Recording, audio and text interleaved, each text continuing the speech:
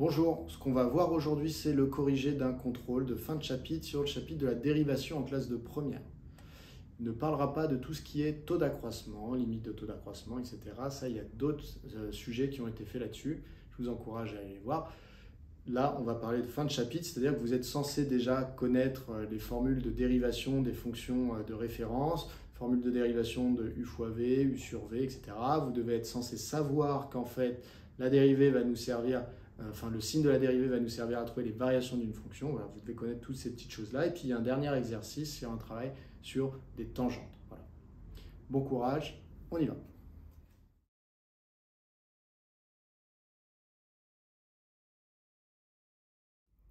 Alors, exercice 1. Soit f, une fonction définie est dérivable sur moins 5, 10, dont le tableau de variation est le suivant. Donc celui-là. Dressez le tableau de signes de la fonction f', fonction dérivée de f sur moins 5, 10. Alors donc ça fait appel au lien qu'il y a entre une fonction et sa dérivée et à la méthode qu'on a de trouver les variations d'une fonction. Donc vous devez savoir que si f est dérivable et qu'elle est croissante sur moins 5, 2, alors ça veut dire que sa dérivée est positive sur moins 5, 2. Et que si f est dérivable et qu'elle est décroissante sur 2, 10, alors ça veut dire que sa dérivée est négative. Vous avez plutôt l'habitude de le voir dans l'autre sens, vous, c'est-à-dire que vous faites d'abord le signe d'une dérivée en général et vous en déduisez les variations de la fonction. Mais ça marche dans les deux sens. Donc pour rédiger ma réponse, le mieux c'est que je dresse le tableau de variation de la fonction f et que je mette directement dans une ligne en dessous le signe de f'. Donc ici, je vais avoir f' qui va être positive sur moins 5, 2 et négative sur 2, 11. Ici, on va partir du principe du coup que la dérivée s'est annulée en 2 et que du coup, f' de 2 vaut 0, c'est-à-dire que j'ai une tangente horizontale au point de la courbe représentative de f qui a pour abscisse 2. On arrive donc à la question 2. Dans la question 2, on nous dit soigez la fonction dont la courbe représentative CG est ci-dessous. Donc voilà, cette courbe-là, c'est la courbe représentative d'une fonction G. On nous dit parmi les courbes ci-dessous se trouve la courbe représentative de la fonction dérivée de G. Il faut l'identifier. Donc ça fait appel au lien qu'il y a, encore une fois, entre une fonction et sa dérivée. Ce qu'on peut lire ici, c'est que la fonction G, eh bien, elle peut nous donner des informations sur sa dérivée. Ce qui nous donne des informations sur sa dérivée, ce sont les variations de G, un petit peu à la manière de la question précédente, où lorsque la fonction était croissante, ça veut dire que la dérivée était positive, et lorsque la fonction était décroissante, la dérivée était négative. Je peux donc ici déduire du graphique que sur l'intervalle moins 4, moins 2, eh bien, vous voyez, la courbe est ici représente une fonction décroissante, ce qui veut dire que sur l'intervalle moins 4, moins 2, je veux que la dérivée soit négative. Sur l'intervalle moins 2, 0, la fonction est croissante, je veux donc une dérivée qui serait positive sur moins 2, 0.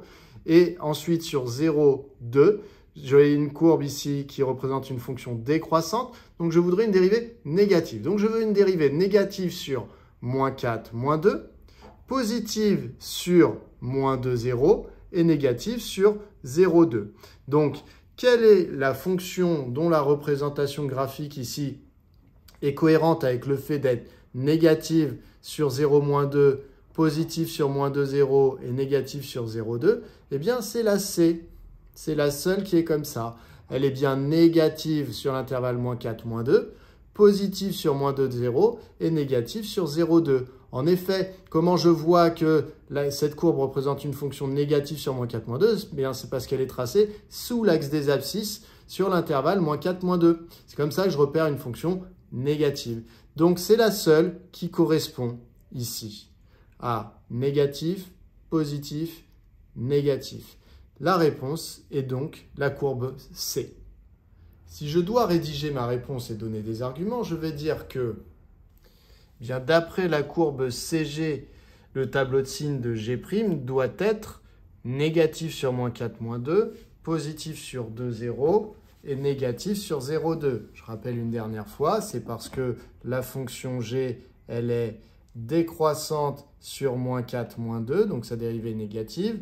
Sur 2, moins 2, 0, g est croissante, donc sa dérivée est positive. Et sur 0, 2, g est décroissant, donc sa dérivée est négative. Donc je cherche une fonction qui a ce signe-là. Donc maintenant, quand je prends les 4 petits graphiques, la seule qui correspond à ce tableau de signes, encore une fois, c'est la C, qui est négative sur moins 4, moins 2, positive sur moins 2, 0, négative sur 0, 2.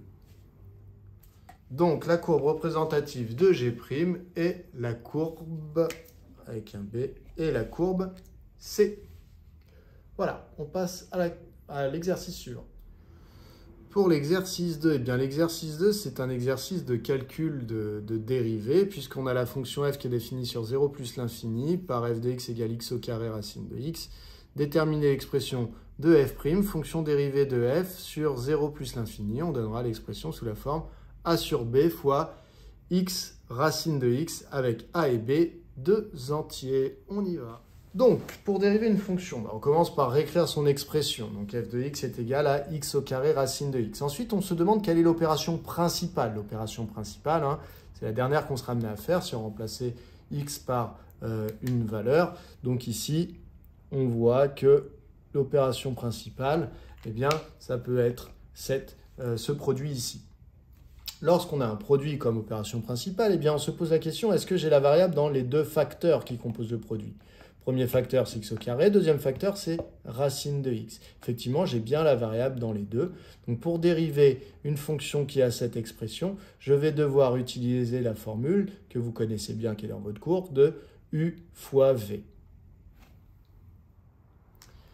Et donc, u fois v est applicable, cette formule, que lorsque u et v sont des fonctions qui sont bien dérivables sur l'intervalle considéré. Alors ici, on a la fonction carré. La fonction carré, elle est dérivable sur R, donc elle est dérivable sur 0 plus infini. Et là, on a la fonction racine carrée qui est dérivable uniquement sur 0 plus l'infini. Donc on est bien en train de faire le produit de deux fonctions qui sont dérivables sur cet intervalle. Donc le produit des deux fonctions va également être dérivable. J'écris une petite phrase en ce sens. Voilà qui est fait. F est dérivable sur R plus étoile. Alors R plus étoile, c'est pareil que l'intervalle 0 plus l'infini ouvert en 0, en tant que produit de fonction qui était bien dérivable sur R plus étoile. Donc, lorsqu'on veut appliquer la formule de u fois v, eh bien, il y a une des expressions qu'on va noter u de x et l'autre qu'on va noter v de x. Donc, du coup, je rédige ça. Alors, j'introduis pour tout x appartenant à R plus étoile, la fonction u et la fonction v. Donc, u de x, moi, je vais choisir que c'est x au carré et v de x, racine de x. La dérivée de u, du coup, u' de x, eh bien, c'est la dérivée d'x au carré. Donc, l'expression, c'est 2x. Et dérivée de la fonction racine carrée, eh bien, l'expression, c'est 1 sur 2 racine carrée de x. Donc, pour tout x appartenant à R plus étoile, je peux donner une expression de f', la dérivée de f. Alors, la formule, je vous la rappelle, c'est que la dérivée de u fois v, eh bien, c'est égal à la dérivée de u fois v plus u fois la dérivée de v. Donc, u'v plus uv'. On applique donc cette formule ici. f' de x est égal, alors u' c'est 2x. Donc, 2x fois v de x, donc fois racine carrée de x, plus u, donc x au carré, fois 1 sur 2 racine carrée de x. À partir de là, donc là, ça y est, j'ai dérivé, donc ça pourrait être terminé, mais on m'a demandé dans l'énoncé de donner l'écriture sous la forme a sur b, x racine de x. Donc autrement dit, je ne veux plus de dénominateur comme ça. Alors, une manière de faire, ça n'est pas la seule, mais ça en est une, c'est de voir ici x au carré sous une autre forme. Alors, je vais vous l'écrire, 2x racine de x, plus, donc là, il y a x au carré fois une fraction, donc finalement, ça fait x au carré fois le numérateur, x au carré fois 1, donc x au carré sur 2 racine de x. Mais l'astuce pour se débarrasser de ce dénominateur, enfin une astuce possible, ce n'est pas la seule, eh bien c'est de voir x au carré comme étant en fait, x au carré, il se trouve que c'est x fois x. Donc rien de très étonnant jusque-là. Peut-être que vous ne voyez pas tout de suite où je veux en venir, mais en fait, x, si je prends un des x du x fois x, eh bien x, il se trouve que c'est sa racine carrée fois lui-même.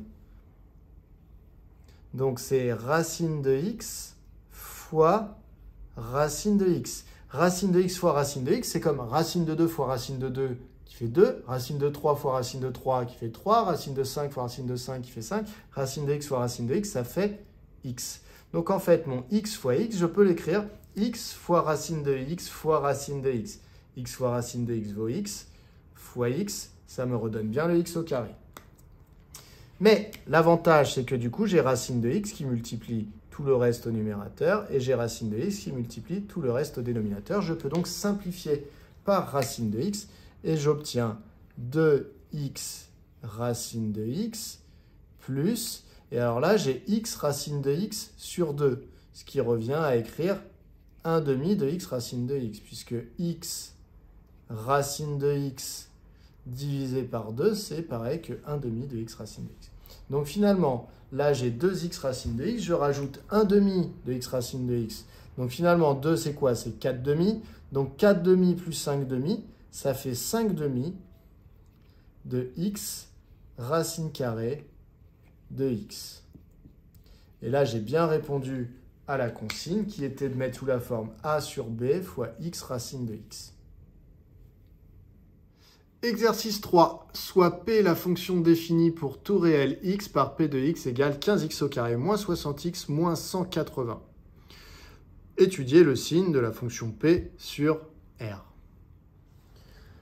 Alors, en fait, je commence par réécrire l'expression de ma fonction. P de x est donc ce polynôme. Et donc, justement, il se trouve que c'est un polynôme du second degré, comme j'ai appris à les étudier en début de classe de première.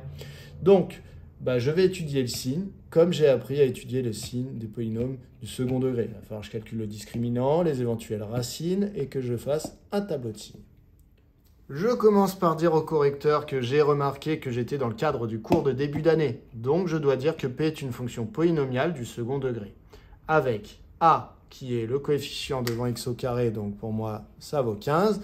B qui est le coefficient devant x, donc moins 60. Et C qui est le terme constant, donc moins 180. Hop, je décale un petit peu, qu'on voit bien. OK. Du coup, je vais calculer le discriminant, puisque c'est le discriminant qui va me dire si la courbe représentative du polynôme du second degré, qui est une parabole, je vous rappelle, coupe l'axe des abscisses en 2 points, ou si elle la coupe en un seul point, ou si la courbe ne coupe pas du tout l'axe des abscisses. Donc ce qui va me dire ça, c'est le discriminant. Strictement positif, ça va couper en 2 points. Égal à 0, ça va couper en 1 point. Strictement négatif, ça ne coupe pas. Et ça m'aide à dire quand est-ce que la courbe est au-dessus de l'axe ou en dessous de l'axe. Donc delta, c'est b au carré moins 4ac. Si on l'applique avec ce qu'on a, b au carré, ça fait moins 60 au carré, moins 4 fois a, donc 4 fois 15, fois c, c'est-à-dire moins 180. Et si on fait ce calcul avec la calculatrice, on va trouver 14 400. Donc le discriminant est strictement positif. Donc delta est strictement positif. Ce qui veut dire que je suis dans le cas où l'axe des abscisses coupe la courbe représentative de la fonction polynomiale en 2 points distincts. Donc à moi maintenant de déterminer les abscisses de ces points pour savoir quand est-ce que la fonction va changer de signe. Autre formule dont il faut que vous vous rappeliez, ce sont les racines. Donc les racines du polynôme se trouvent avec la formule moins b moins racine de delta sur 2a. Donc moins b, ça fait moins 60, moins racine carrée de 14 400, divisé par 2a, c'est-à-dire 2 fois 15. Ce qui vaut moins 2. on détermine la deuxième racine x2. Donc x2 vaut moins b plus racine de delta sur 2a. Donc ici, ça me donne un plus. Et si on fait le calcul, eh bien, cela vaut 6. On vient donc de voir, si on fait un petit graphique très rapide à main levée, courbe qui ressemble à une parabole, enfin qui est une parabole puisque la fonction était polynomiale de degré 2. Axe des abscisses qui coupe la courbe en deux points ici qui ont pour abscisse moins 2 et 6. Et donc maintenant, il reste juste à savoir si la parabole est effectivement bien ouverte vers le haut comme je la dessine depuis tout à l'heure ou si elle est ouverte vers le bas puisque ça différencie les moments où on est au-dessus de l'axe et en dessous de l'axe. Donc ici, en l'occurrence, eh bien, ce qui dit si la parabole est ouverte vers le haut ou vers le bas, c'est le signe du coefficient dominant, le signe de A. Ici, le A, il est strictement positif, ce qui veut dire que la parabole est ouverte vers le haut. Et donc, si j'étudie le signe, eh bien, le polynôme s'annule en deux endroits, en moins 2 et en 6. Je mets donc des 0 sous moins 2 et sous 6. Et ensuite, je vois bien ici que mon polynôme va être positif pour les x inférieurs à moins 2, négatif entre moins 2 et 6, et positif pour les x supérieurs à 6. Voilà le tableau de signes de ce polynôme P. Et donc, on a fini avec la première question. On le met de côté, on va s'en resservir après. Pour la suite de l'exercice, eh bien, on crée une fonction f, soit f la fonction définie pour tout x appartenant à moins l'infini 0 par f de x égale, et on nous donne une expression. Ici, on a une fonction rationnelle, je rappellerai ce que c'est juste après. On note f', la fonction dérivée de f. Montrer que pour tout x appartenant à moins l'infini 0, la dérivée f' a pour expression finalement p de x, donc p de x c'est le polynôme dont on vient de parler, divisé par 5x moins 10 au carré. On y va. Donc pour tout x appartenant à moins l'infini 0, f de x est égal à l'expression que je viens de noter. Donc en fait finalement dans cette question, certes on me demande de montrer que f' de x va s'écrire sous cette forme-là, mais en fait on me demande surtout de dériver la fonction f afin de trouver une expression de f' de x. Du coup, quand on veut dériver une fonction, on s'interroge sur quelle est l'opération principale. L'opération principale ici, c'est la division. Lorsqu'on voit une division, on se pose la question, est-ce qu'il y a bien la variable au numérateur et au dénominateur? Oui, il y a la variable au numérateur, il y a la variable au dénominateur. Donc, je vais être obligé d'utiliser la formule que vous avez dans votre cours, la formule de dérivation d'une fonction u divisée par une fonction v, u sur v, comme vous l'appelez souvent. Donc, on y va. Je commence par mettre une petite phrase. Alors, tout le monde ne la met pas forcément, ça dépend un petit peu de votre professeur. Donc, je mets une petite phrase pour, avant de dériver, dire que j'ai bien le droit de dériver. Donc, j'ai le droit de dériver parce que donc f est dérivable sur r-, r- c'est moins l'infini 0, fermant 0, donc là, c'est le même intervalle. Parce que c'est une fonction rationnelle définie sur r-. En fait, dans votre cours, vous avez que les fonctions, suivant les familles auxquelles elles appartiennent, eh bien, on sait déjà qu'elles sont dérivables. Par exemple, les fonctions polynomiales, on sait qu'elles sont dérivables sur R. Eh bien, les fonctions rationnelles, je vous rappelle ce que c'est une fonction qui est définie par un polynôme au numérateur et un polynôme au dénominateur. Eh bien, il se trouve qu'elles sont dérivables partout où elles sont définies. Voilà. Donc, soit vous dites ça, soit vous dites j'ai reconnu, elle fait partie de la famille des fonctions rationnelles, soit vous dites qu'elle est dérivable en tant que quotient de deux fonctions qui sont bien dérivables sur R- et que la fonction qui est présente au dénominateur ne s'annule pas. Voilà. Vous pouvez aussi ne pas le mettre, ça dépend encore une fois du professeur que vous avez et de ses exigences. Alors, on introduit pour tout x appartenant à R- une fonction u, dont l'expression u de x va être 3x au carré plus 18x, 3x au carré plus 18x, et une fonction v, dont une expression v de x est 5x moins 10, le dénominateur. Je veux la dérivée de u. Donc pour dériver u, il faut que je repère quelle est l'opération principale, tout comme je l'avais fait tout à l'heure pour f. L'opération principale ici, c'est la somme. Donc quand c'est une somme, eh bien je dérive terme à terme et j'additionne les deux dérivées. La dérivée de 3x au carré, eh bien 3x au carré, c'est de la forme lambda u, donc c'est je garde le 3 et je multiplie par la dérivée de x au carré, qui est 2x, plus la dérivée de 18x, c'est encore de la forme lambda fois u, donc ça fait 18 fois la dérivée de x, c'est-à-dire 1, donc 18. Donc finalement, c'est égal à 6x plus 18. Pour la dérivée de v, l'opération principale en v, c'est la soustraction. Donc je dérive terme à terme. Dérivée de 5x, c'est 5. Dérivée de 10, c'est 0. Donc finalement, v' de x, c'est 5 moins 0, donc c'est-à-dire 5.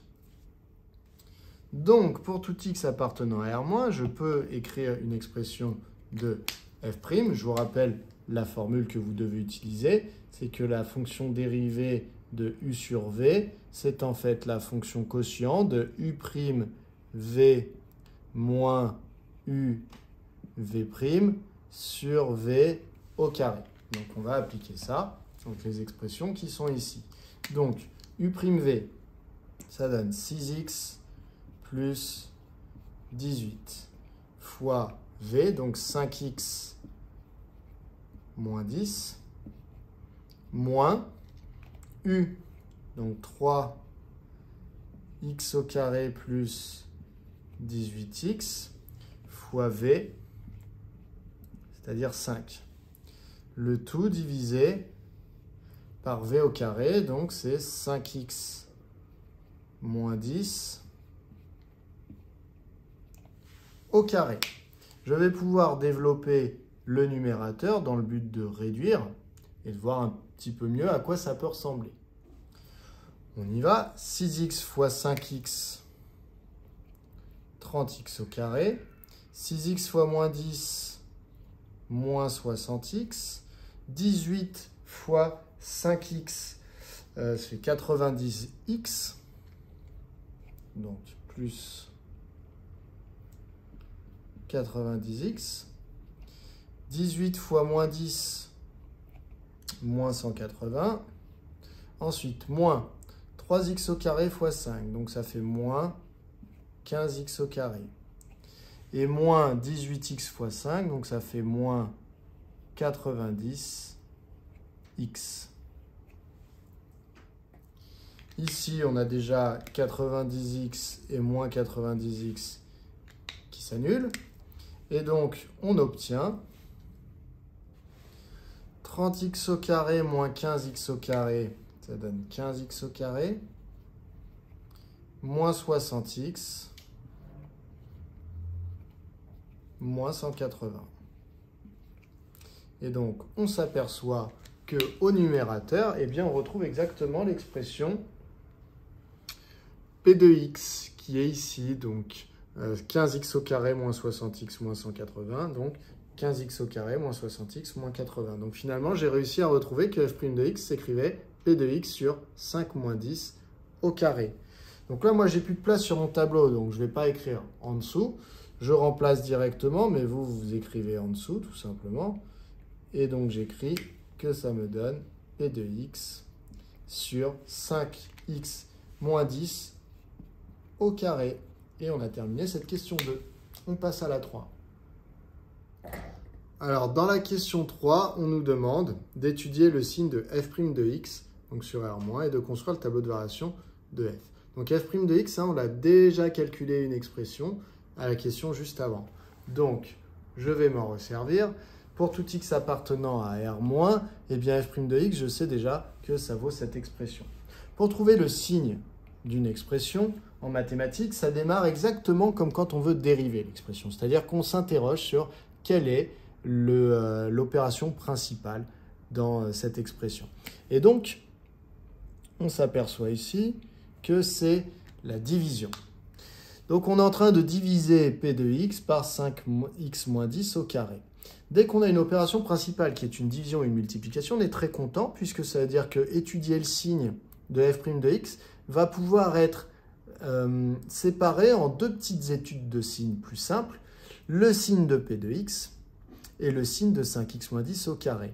Puisque si je connais le signe de P de x et que je connais le signe de 5x moins 10 au carré, je connais le signe du quotient des deux, car j'ai la fameuse règle des signes que vous connaissez depuis longtemps qui s'applique Nombre positif divisé par nombre positif, c'est positif. Nombre négatif divisé par nombre positif, c'est négatif, et ainsi de suite.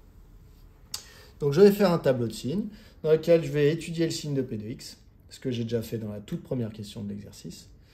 Une ligne dans laquelle je vais étudier le signe de 5x moins 10 au carré. Ça ne va pas être trop dur parce que j'ai un carré. Et une ligne où du coup je conclus sur le signe de f' de x. Voilà, j'ai fait mon tableau. Alors, tout d'abord, on va démarrer par le plus simple, hein, c'est le signe de 5x moins 10 au carré. Donc il y a un carré, donc le signe c'est toujours positif pour un carré, sauf si ce qu'il y a sous le carré vaut 0. Est-ce que 5x moins 10 peut être égal à 0? Eh bien non, puisque 5x moins 10 vaut 0 si x vaut 2 uniquement. Ça ferait 5 fois 2, 10, 10 moins 10, 0. Or ici, 2 ne fait pas partie de l'intervalle, donc pas de problème, on peut dire que ce carré est bien strictement positif. Alors pour le signe de P de x, on avait déjà fait un tableau de variation. Je vous rappelle, on l'avait trouvé grâce au fameux petit croquis. Et ici, on avait dit que c'était en moins 2 et en 6 que le polynôme s'annulait. Et donc que la courbe, moins 2 et 6, ça allait être les abscisses des points de la courbe qui intersectent l'axe des abscisses. Donc nous, en fait, on est situé sur l'intervalle moins l'infini 0. Donc autant tout à l'heure, au niveau du tableau de signes, on voyait plus, moins, plus, dans la question 1 de l'exercice. Autant là, comme on s'intéresse uniquement à l'intervalle moins l'infini jusqu'à 0, eh bien en fait, ce qu'on va voir, nous, on ne va pas voir toute cette partie-là. On va voir uniquement la partie de moins l'infini jusqu'à 0. Donc on va voir uniquement que le polynôme est positif, puis négatif. Donc positif sur moins l'infini, moins 2. Ici, le polynôme s'annulait. Donc positif sur moins l'infini, moins 2, et négatif sur moins 2, 0. Ce qui veut dire que quand je vais faire le quotient du polynôme avec le polynôme qui est en dessous, eh bien si x est entre moins l'infini et moins 2, si x appartient à l'intervalle moins l'infini, moins 2, eh bien p de x, le numérateur est positif. Le dénominateur est également positif, donc ça fait un nombre positif sur un nombre positif. Ça va nous donner quelque chose de positif. Si x vaut moins 2, eh bien le polynôme s'annule. Donc ça veut dire que p de x vaut 0. Donc ça fera 0 divisé par quelque chose de positif, ça fera 0. Et si x appartient à moins 2, 0, eh bien p de x va être négatif. Donc négatif. Et 5x moins 10 au carré, eh bien c'est positif. Donc quelque chose de négatif divisé par quelque chose de positif, ça va nous donner quelque chose de négatif. Voilà pour le signe de f' de x. Alors, on nous demandait de construire le tableau de variation de f. Donc, on peut directement enchaîner avec le tableau de variation de f. Donc, dans ce cas-là, on écrit variation de f. On sait que sur moins l'infini, moins 2, la dérivée est positive, donc strictement positive. Donc, ça veut dire que f sur moins l'infini, moins 2 ouvert, c'est strictement positif. Donc, ça veut dire que f est strictement croissante sur l'intervalle moins l'infini, moins 2. Et sur moins 2, 0 ouvert en moins 2, eh bien, on a f' qui est strictement négatif. Donc, on a une fonction f qui est strictement décroissante. Alors, il y a des choses qu'on va pouvoir compléter dans ce tableau et il y en a d'autres non. La chose qu'on ne peut pas compléter, c'est ce qui vient ici. Pourquoi? Parce que moins l'infini n'est pas un nombre. Hein. Moins l'infini, vous voyez, n'est pas dans l'ensemble non plus de définition, parce que ce n'est pas un nombre, donc c'est jamais dans les intervalles. Donc on ne peut pas calculer l'image de moins l'infini. Donc ici, on oublie, on apprendra à compléter quand on sera en terminale. Par contre, ici, on peut calculer f de moins 2, et là, on peut calculer f de 0. Donc on va le faire. Pour calculer f de moins 2, eh bien, je vais reprendre l'expression de f qui était 3x au carré plus 18x sur 5x moins 10 et je vais remplacer les x par des moins 2. Ça donne donc 3 fois moins 2 au carré plus 18 fois moins 2 sur 5 fois moins 2 moins 10. Ce qui nous donne 3 fois 4. Bon, alors on va faire ce calcul directement. Et donc ça nous donne 6 cinquièmes, ou 1,2. Donc ici, on a 6 cinquièmes. Ensuite, ici, il faut qu'on calcule f de 0 pour connaître l'image de 0. Donc ça donne 3 fois 0 au carré plus 18 fois 0 sur 5 fois 0 moins 10. J'ai simplement repris f de x ici en remplaçant les x par 0. Et donc ça nous donne 0 divisé par moins 10, donc ça nous donnait 0. Voilà ce qu'on peut compléter dans ce tableau de variation. Ça nous amène à la question 4. On nous demande de déterminer le maximum de la fonction f sur moins l'infini 0. Donc, sur moins l'infini 0, le tableau de variation nous indique que la fonction f a un maximum qui vaut 6 cinquièmes 1,2. Donc, une petite phrase. Donc, d'après le tableau de variation, f admet 6 cinquièmes comme maximum sur moins l'infini 0. Et si on nous avait demandé, on aurait pu dire que ce maximum, 6 cinquièmes, il est atteint lorsque x vaut moins 2. Dernière question de cet exercice. Déterminer une équation de la tangente t à la courbe représentative de f au point d'abscisse moins 5. Donc ça fait appel directement à votre cours et aux formules d'équation de tangente. Donc, t admet pour équation y égale, donc dans votre cours, vous avez f' de a fois x moins a plus f de a. Donc je vous rappelle ce que c'est que le petit a. Quand vous avez un graphique avec une courbe, le petit a, c'est l'abscisse où vous regardez votre tangente. C'est l'abscisse du point où vous regardez votre tangente. Donc c'est-à-dire, quand vous parlez d'une tangente, c'est toujours la tangente en un point à une courbe. Donc vous avez une courbe C, vous avez une tangente. Et donc le petit a qui est ici représente l'abscisse du point où vous regardez la tangente. Donc nous, dans notre énoncé, on nous disait au point d'abscisse moins 5. Donc ça veut dire qu'en fait, tous les petits a vont être remplacés par des moins 5. Voilà, donc tous les petits a sont remplacés par des moins 5. Donc maintenant, en fait, ce que je veux, c'est calculer f' de moins 5, calculer f de moins 5 et remplacer pour finir les calculs. Donc ça me donne y égale. Alors f' de moins 5, il faut que je reprenne l'expression de f' en remplaçant les x par des moins 5. Donc c'est p de moins 5.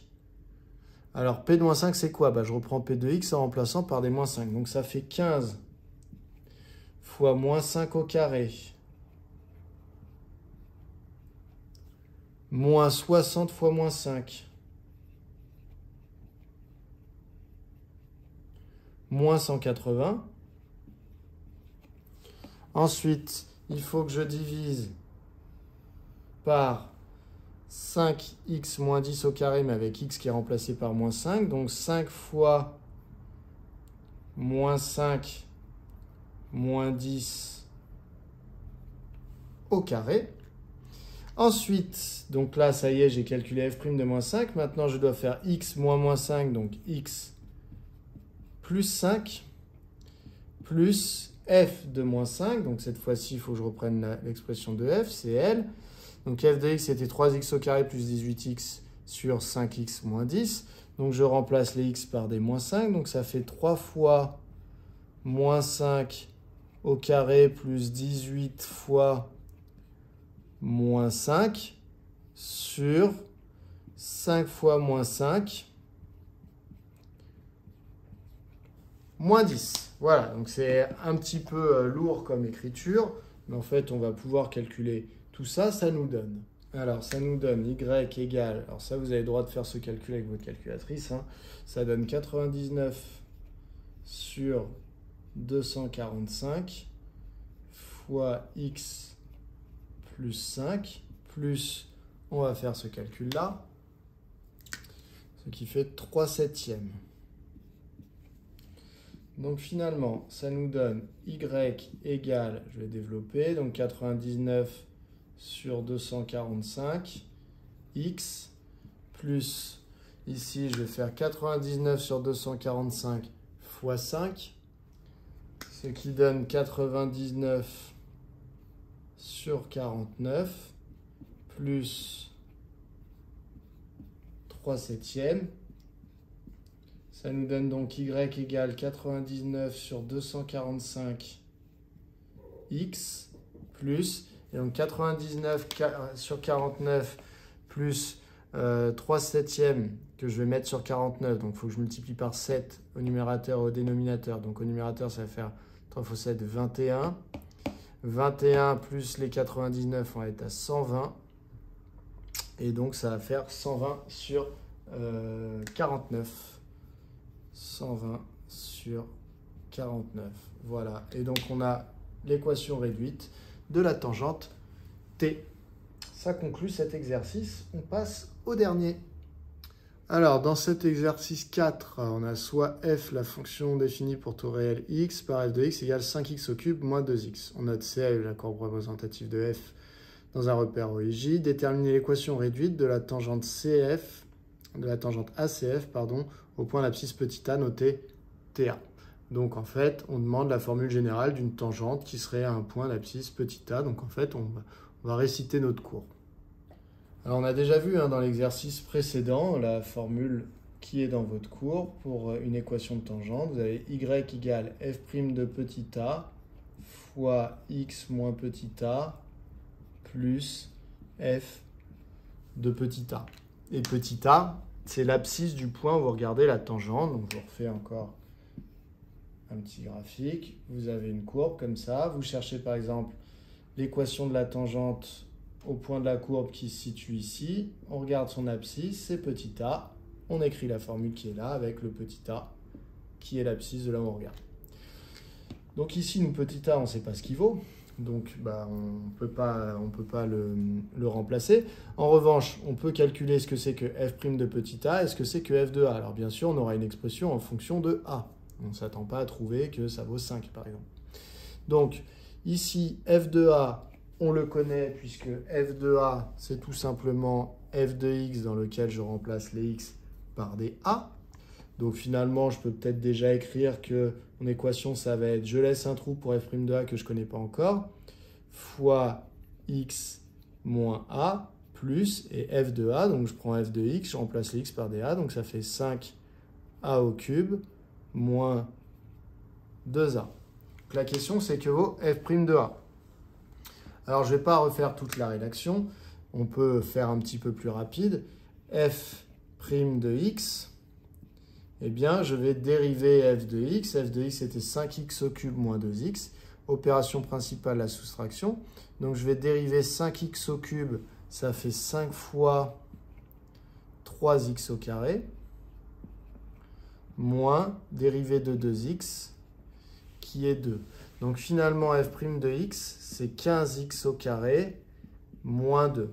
Donc si je veux f' de a, je remplace x par a. Ça donne donc 15 a carré moins 2.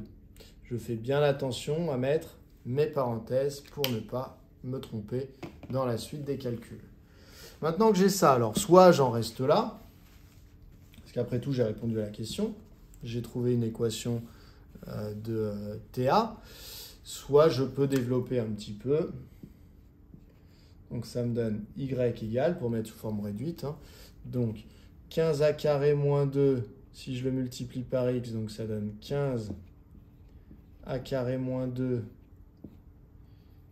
x. Alors j'aurais pu développer 15a carré x, moins 2x, etc. Mais au final, si vous faites ça, vous verrez à la fin que vous refactorisez par x. Donc autant faire directement tout le bloc. Ensuite, 15a carré moins 2 fois moins a. Donc 15a carré fois moins a, donc le moins va rester. Ça va faire 15 fois a au carré fois a. Donc 15a au cube. Et moins 2 fois moins a, donc plus 2a. Plus 5a au cube, moins 2a. Ici, j'ai une petite chose qui se simplifie. Voilà. Alors, je répète, si jamais vous avez tout développé, normalement, une fois que vous aurez tout développé, si vous refactorisez par x ceux qui ont du x, vous allez retomber sur la même forme que moi. ce qui est équivalent à y égale donc 15a carré moins 2 fois x. Donc je développe toujours pas, hein. J'ai pas envie de développer parce que ça c'est bien de la forme quelque chose fois x, ça me rappelle bien les équations de droite. Moins 15a au cube plus 5a au cube, donc ça fait moins 10a au cube. Là c'est bien sous la forme y égale un coefficient directeur fois x plus une ordonnée à l'origine. Donc c'est de la forme y égale mx plus p. Donc ça me plaît pas mal. On passe à la question suivante. Question 2. Existe-t-il une tangente ACF qui passe par le point de coordonnées 0-10? Si oui, quelle est l'abscisse du point CF concerné? Donc en gros, si oui, quel est le petit a? Donc je sais que les tangentes au point d'abscisse petit a, elles ont cette équation-là. En gros, si je regarde le point d'abscisse 2, bah, la tangente c'est T2, il faudra que je remplace les A par D2, ça me donnera l'équation. Si je regarde au point d'abscisse 20, eh bien la tangente sera T20, et il faudra que je remplace les A par D20 pour que là ça me donne l'équation de la tangente. La question c'est, est-ce qu'il y a une valeur de A qui existe pour laquelle eh bien, cette droite-là passera par le point de coordonnées 0-10?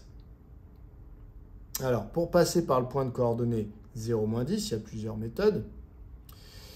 Mais le plus simple, c'est de repérer qu'ici, votre point est là comme abscisse 0. Donc, en fait, ça veut dire que si on fait un petit schéma, passer par le point de coordonnées 0-10, ça veut dire au niveau de l'axe des ordonnées, couper en -10. Et ça, pour une droite, on sait que si vous avez une droite qui coupe l'axe des abscisses, ici, l'axe des ordonnées, pardon, à l'ordonnée -10, eh bien, ça veut dire que son ordonnée à l'origine, c'est-à-dire -10a au cube, vaut -10. Donc, finalement, on va utiliser ça.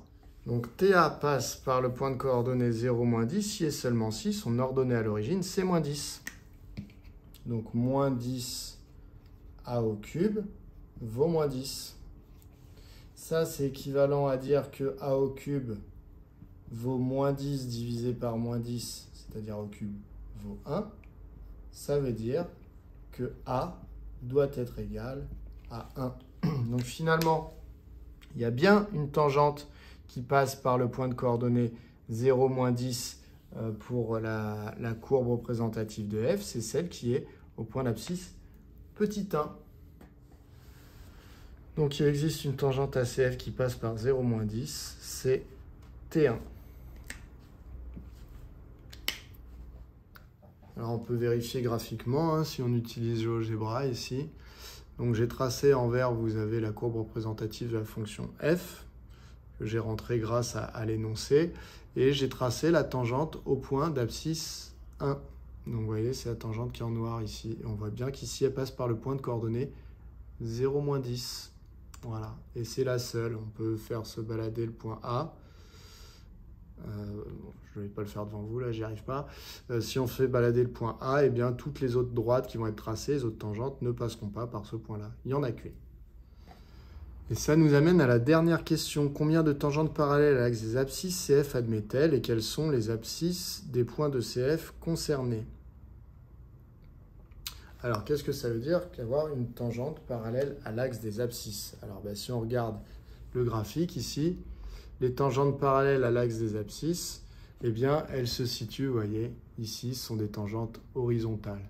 Donc, en fait, qui dit tangente parallèle à l'axe des abscisses, dit tangente horizontale, dit coefficient directeur égal à 0. Donc, en réalité, nous, ce que nous recherchons, ce sont des tangentes dont le coefficient directeur vaut 0. Donc, TA est parallèle à l'axe des abscisses si et seulement si 15a carré moins 2 vaut 0. Donc, en fait, il faut résoudre cette équation. Alors, soit vous voyez ça comme un polynôme du second degré, c'est un polynôme du second degré en A, hein, bien sûr.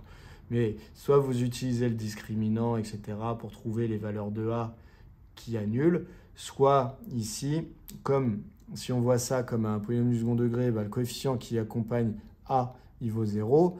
Donc, on peut résoudre autrement, sans connaître toute la théorie qu'on a fait en début d'année. On peut isoler tout simplement A au carré. Donc, c'est équivalent à dire que 15A au carré est égal à 2. ce qui est équivalent à dire que a au carré est égal à 2/15, ce qui est équivalent à dire un carré vaut 2/15, si et seulement si soit petit a, c'était la racine carrée de 2/15, soit petit a, c'était moins la racine carrée de 2/15. Donc en fait, la question c'était, existe-t-il des points de la courbe qui ont combien de tangentes parallèles à l'axe des abscisses CF admet-elle? Eh bien, elle en admet deux. Une à l'abscisse racine de 2/15 et l'autre à l'abscisse moins racine de 2/15. Donc voilà, CF admet deux tangentes parallèles à l'axe des abscisses, une à l'abscisse racine de 2/15 et l'autre à moins racine de 2/15. Voilà, c'est terminé. J'espère que vous avez bien compris. Il y a un autre sujet qui existe qui ressemble énormément. Je vous encourage à aller le faire pour vous rassurer. Il est en lien. Je vous mets ça juste à côté. À bientôt.